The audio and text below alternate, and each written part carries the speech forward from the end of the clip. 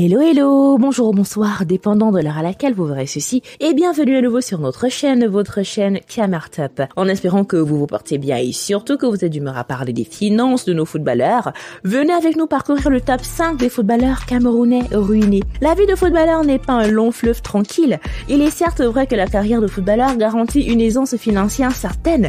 Le maintien de ces finances-là dépend uniquement de la capacité à gérer de l'argent. Plusieurs footballeurs camerounais se retrouvent en fin de carrière avec des revenus équivalents à ceux d'un Camerounais moyen. Voici pour vous aujourd'hui quelques joueurs camerounais qui n'ont plus le même train de vie qu'avant. Numéro 5, Jean de Makoun. Bien qu'ayant toujours mené une vie modeste et simple dans ses heures de gloire, l'ancien Lyonnais traverse des moments difficiles dans sa fin de carrière entre difficultés à trouver un club correspondant à son réel niveau et des problèmes de finances. Sergent s'est vu contraint de liquider quelques-uns de ses biens, notamment sa maison en France. Même si Makoun n'est pas encore complètement ruiné, ses choix de club laissent certaines interrogations, notamment la saison dernière où il a évolué dans le championnat amateur de Chypre. Nos investigations nous révèlent que Jean de Makoun aurait perçu 15 000 € pour évoluer de ce côté avec un salaire mensuel de 1 500 €. Triste fin pour celui qui gagnait près de 5 millions du côté de Aston Villa. Numéro 4, Timothée Atouba.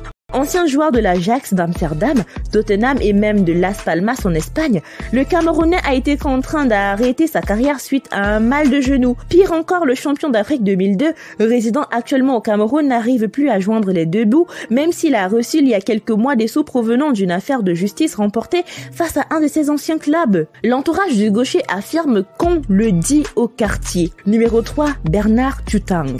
Bien que n'ayant pas gagné des sommes volumineuses dans sa carrière comme la nouvelle génération, Tutang n'a pas su préparer sa reconversion. À cela s'ajoutent des problèmes de justice. L'homme de Mfandena avait dû faire appel à Samuel Eto'o quand il avait été condamné à 7 ans de prison suite à une affaire où il a été accusé d'avoir commandité une agression sur un Français d'origine camerounais. Depuis sa sortie de prison, Bernard, qui est un des personnages très sympathiques, mène une vie simple et normale du côté de la France. Il a d'ailleurs été consultant sportif pour Beansport durant la CAN 2017. Actuellement, il prête ses services aux jeunes footballeurs comme conseiller. Numéro 2, Mohamedou Idrissou. Il y a un an, Idrissou déclarait au magazine allemand Bild avoir fait faillite. Lui qui vient de s'engager en 4e division autrichienne reconnaissait avoir beaucoup fait d'erreurs dans sa jeunesse. La vérité est que l'ancien joueur de Coton Sport de Garoua a été souvent très mêlé à des histoires de mœurs entre divorce, infidélité, pension des enfants. Les proches de ce dernier évoquent son abandon de la religion musulmane. Numéro 1, Eric Ndjemba. La descente aux enfers de l'ancien joueur de Manchester United avait été rendue publique quand la presse anglaise affirmait que Ndjemba était incapable de payer 600 000 € de fisc suite à un mauvais investissement dans l'immobilier. Officiellement, la cause de sa chute dans les coulisses des révélations avait fusé notamment sur de mauvaises hygiènes de vie. Il était un roi de la nuit, parrain de toutes les grandes soirées entre Douala, Paris et même Abidjan. Celui qui déclarait sur SFR Sport il y a quelques années avoir logé Cristiano Ronaldo et avoir été père pour lui. Vit actuellement dans une grande discrétion, il continue néanmoins de jouer des championnats amateurs pour essayer de survivre.